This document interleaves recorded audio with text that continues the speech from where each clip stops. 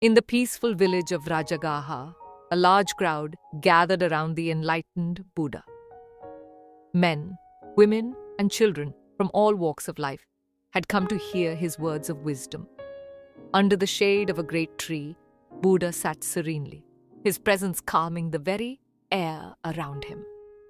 The villagers were eager to learn, their hearts open to the truth, but among them was one man, filled with rage, who could not yet see the light of Buddha's teachings. Suddenly, an angry man stormed through the crowd, his fists clenched, his face twisted with rage. "Your teachings are weak!" he shouted, his voice echoing through the marketplace. "How can one live without anger? How can you teach such nonsense?" But Buddha remained calm, his gaze soft and compassionate, as he watched the man approach, knowing that the storm in his heart was only temporary. The man's fury only grew as he stood before Buddha. He hurled insults, trying to provoke a reaction.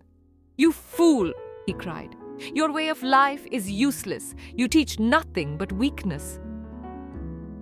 But Buddha, sitting peacefully under the tree, remained silent. He did not defend himself, nor did he react. His silence, however, was more powerful than any words. After a long pause, Buddha finally spoke. "Tell me," he asked the man, "if someone offers you a gift and you refuse to accept it, to whom does the gift belong?"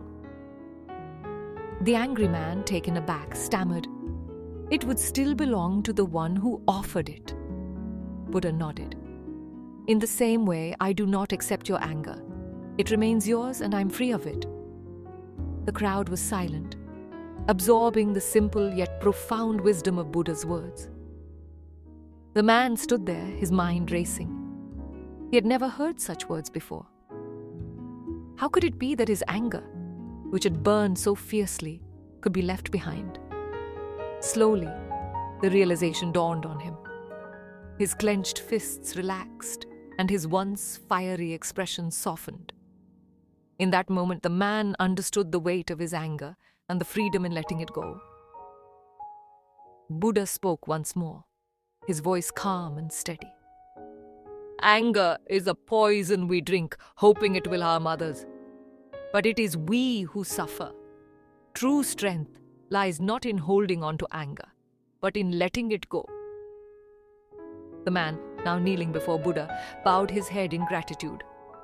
He had carried his anger for so long, but today he had learned the power of peace. In the days that followed, the once angry man was transformed. No longer did he lash out in rage.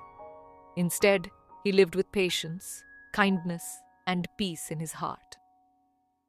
The villagers marveled at the change, and soon they too began to follow Buddha's teachings, letting go of their own anger and finding peace in their lives. As Buddha left the village, his teaching stayed behind, in the hearts of the people. The man, who had once been consumed by anger, now stood tall, free from the burden he had carried for so long. The village, bathed in the golden light of the setting sun, was peaceful. And in that peace, the villagers found the true meaning of strength, not in fighting but in letting go.